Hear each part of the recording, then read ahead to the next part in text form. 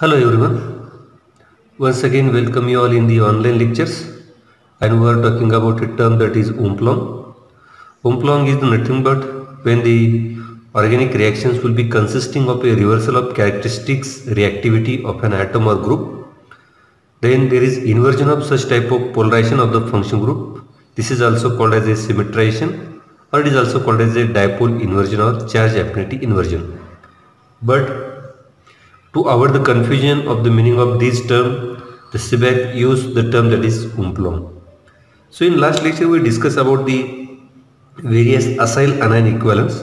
So these acyl anion equivalents can be prepared by using a sulfur containing compounds, where we can use the 1,3 dipropane thiol. So 1,3 propane diethiol. So it can be used 1,3 diethioacetals, and when we use this in terms of in presence of a strong base, so this can be used for the acyl anion equivalents. In last lecture we also discussed about some limitations of these acyl anion equivalents. For that we are using ethyl ethyl thiomethyl sulfoxide. In previous lecture we also discussed about metallated enol ethers, which can be also used as a acyl anion equivalents, and we also discuss about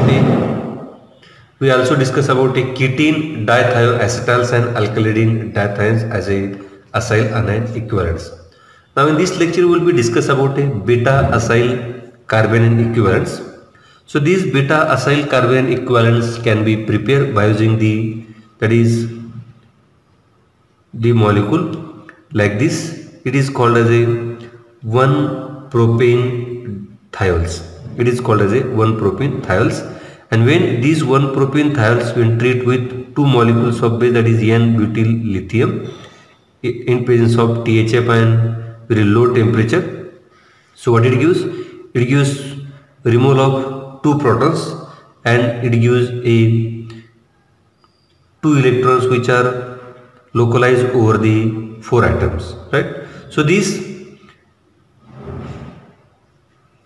is nothing but it is a acyl anion equivalence, but this acyl anion equivalence is mainly at the, we can say, beta formyl carbanion. So it will be act as a beta formyl carbanion. So that means it will be act as a beta formyl carbanion equivalents, because so these molecule containing a alpha carbon, beta carbon and gamma carbon, right? So these molecule will be react with any electrophile.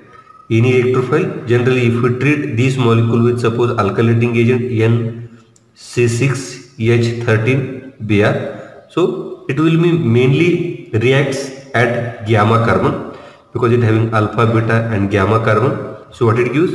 It gives formation of NC6H13. Then the remaining molecule will be same, which containing as a S minus here, that is S minus Li plus. And when this molecule will be treated with this H3O plus and the Hg2 plus, so this Hg2 plus can be taken from the Hg2Cl2. Then what it gives? It gives formation of a, that is beta formyl alkyl substituting compounds NC6H13, then CH2, then C double bond OH in this way, right? Suppose this molecule will be treated with a ketone compound which containing RC double bond OR dash, then it also react at a gamma carbon, and what it gives? It gives formation of a molecule like this, that is O minus Li plus. That means this gamma carbon will be react on this ketonic function group, and then it gives formation of compound like this, that is S minus Li plus, right? And again this molecule when treated with this H3O plus and then Hg2 plus, so what it gives? It gives formation of a gamma hydroxy aldehyde. So it gives formation of a gamma hydroxy aldehyde. So here it gives OH, then CH2, then CH2, then here is aldehydic group, right? So it use alpha, beta and gamma hydroxy aldehyde. Same like this beta acyl carbanion equivalents, the allyl ethers can be also used. These allyl ethers can also be used as a beta acyl carbanion equivalents. So how it can be used? Because we know that these allyl ethers containing a molecule like this. So this having OR, and when these molecule will be treated with this N-butyl lithium in presence of THF and low temperature, so it will be take proton from the alpha position of this ether OR, then here is R dash, and it will take proton from this side, and then these proton will be, or we can say this negative charge will be localized over these 3 carbons R dash, here is OR, and then it will be localized over the 3 carbons. And when these molecule will be act as a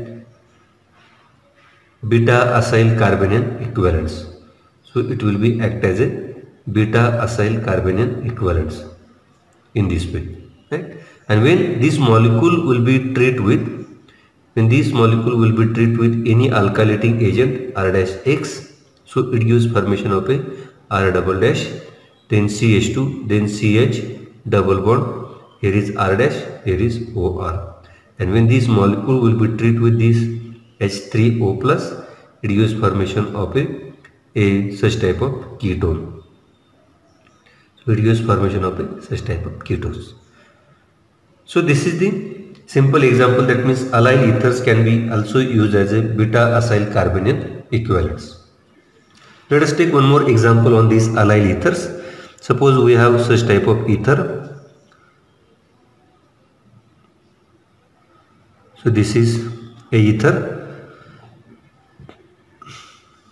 When this ether will be treated with N-butyl lithium in presence of THF and minus 65 degrees Celsius, then it will be take proton from the alpha position of this tertiary butyl ether, then the negative charge will be localized over here, and when this molecule will be treated with NC6H13Br, so what it gives?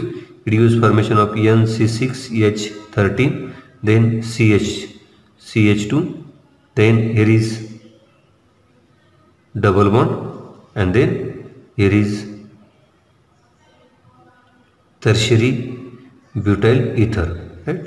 Plus along with it gives formation of NC6H13, then here is O tertiary butyl group here, and here is a carbon-carbon double bond. But the formation of this compound is 90%, while this is about a 10%, right?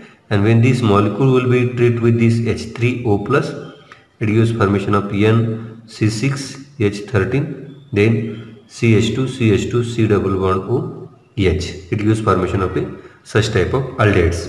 So that means the allyl ethers can be also used as a acyl anion equivalents.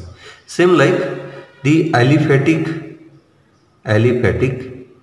nitro compounds can be also used as a acyl anion equivalents.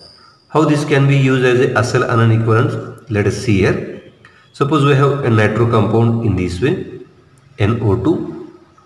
When this nitro compound will be treated with a strong base, so this base will be take proton from the alpha position of this carbon, and then it will be act as a acyl anion equivalents minus. So this is a acyl anion equivalents. When this molecule will be treated with any alkylating agent, that is Rx, it gives formation of a compound like this, NO2, here is R. When this molecule will be treated with this H3O plus, so what it gives? It gives formation of a ketone like this, right? If you see the reduction here, it is TiCl3. If you see the mechanism, firstly this nitro group will be reduced to the imine. Here is nitro group first reduced to imine, and then in presence of this H3O plus, there is evolution of this ammonia gas, and it gives formation of a such type of ketones. Let us see some examples on the basis of this group. Suppose we have compound like this, that is a Michael acceptor, that is alpha beta unsaturated carbonyl compound is there. Then there is carbon-carbon double bond, and if we treat these molecule with this nitromethane NO2 in presence of base, that is sodium ethoxide in presence of ethanol, so it gives formation of a 1,4 addition. So instead of going it gives 1,4 addition, and therefore we get compound like this. So here is NO2, here is CH2, then C double bond O, here is CH2 CH, C double bond CH3. And when we treat this molecule with TiCl3, titanium chloride, in presence of this H3O plus, so what it gives?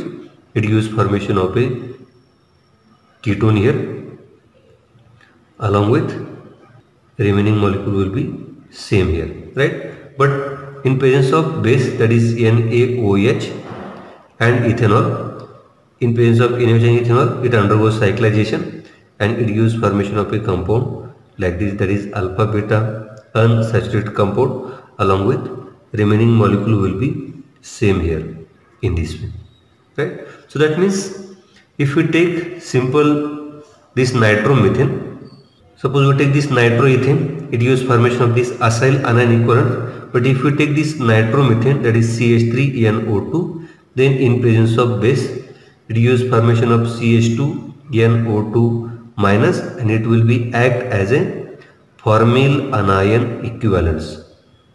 So this gives formation of a formyl anion equivalent. That means nitroethane gives acyl anion equivalence and nitromethane gives acyl anion equivalence. So here we already discussed about a acyl anion equivalence. Now we will be talk about a Umplong at C1 carbon of amine.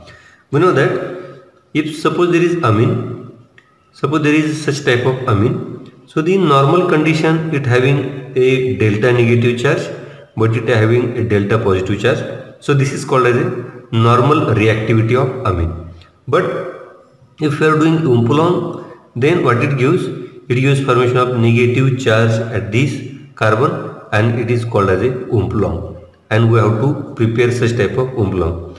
And the alkylation of amine at the C1 is valuable synthesis in the transformation, but directly using base we cannot do the alpha alkylation of this amine, and therefore we have to convert it into a certain derivative of this secondary amine like N-nitroso derivative, sometimes amides, and then we can easily convert it to their lithium salt, because nitroso or acyl group attack to the nitrogen confirms some acidity to this C1 hydrogen, right?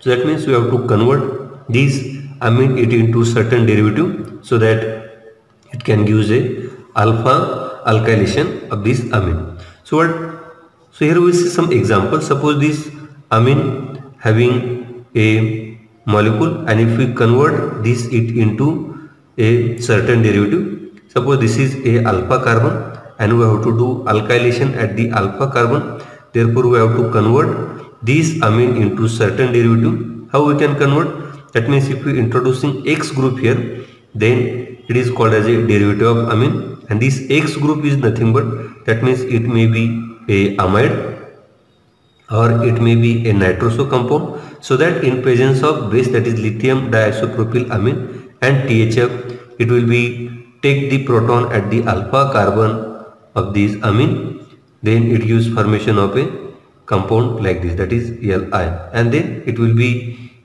alkylating further using any alkylating agent. So what it gives? It gives formation of a compound like this. So here is CH, so this R double dash, and here is R dash, right?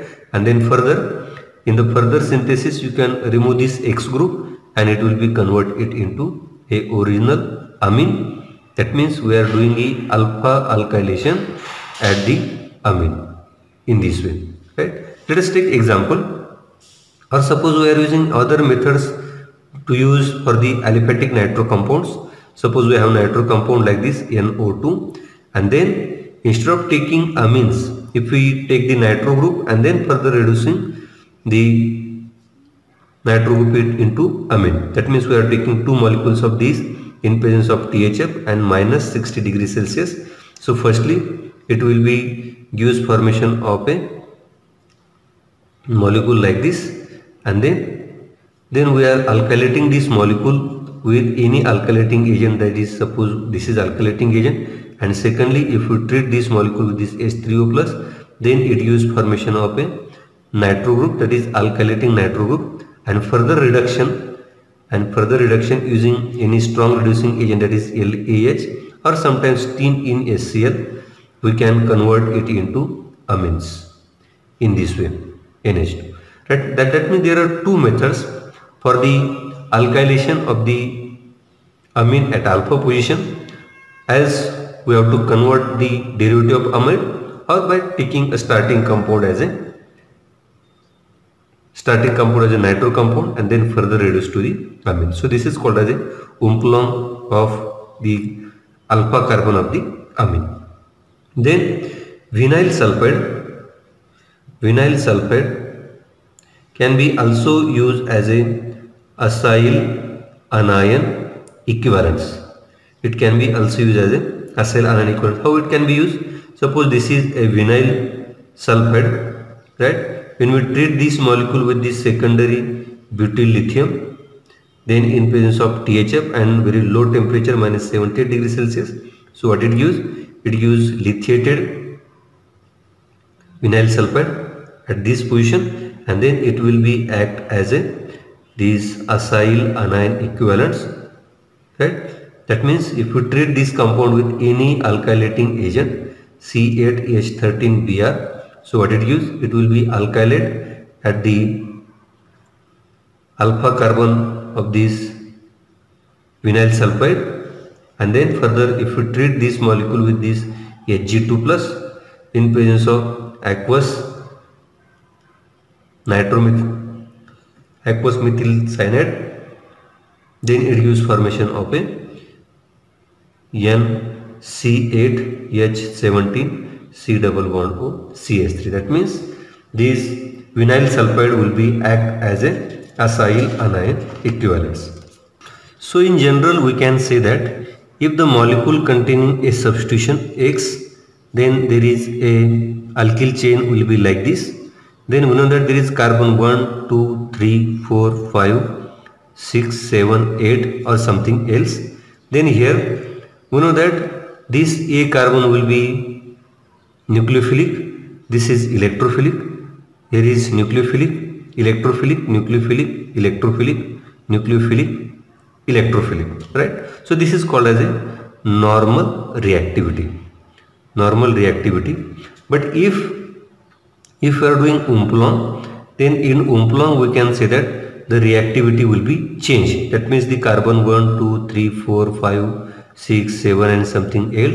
Then first carbon will becomes electrophilic, this becomes nucleophilic, electrophilic, nucleophilic, electrophilic, nucleophilic, electrophilic, nucleophilic, in this way. So this is called as a Umplong, right? So Umplong means there is a reversal of the reactivity. Those carbons which are nucleophilic in nature becomes electrophilic in nature. That means a reversal of the polarity, right? So this is called as a Umplong. So here I am giving one simple example. So you have to plan the synthesis of this molecule using a Umplong. So what is this molecule? So this molecule will be a look like this. So this molecule you have to try its synthesis using a Umplong. So this is the molecule, and this molecule, that means this diketone. So this is the diketone, and there are two aromatic ring, and therefore you have to plan the synthesis with the Umplong for the following diketone, starting from the two aromatic compounds, right? So friends, with this we can stop here, and all the parts regarding to the retrosynthetic analysis and Umplong completed here. So if you have any doubts, you can ask me. Thank you for watching video. Thank you.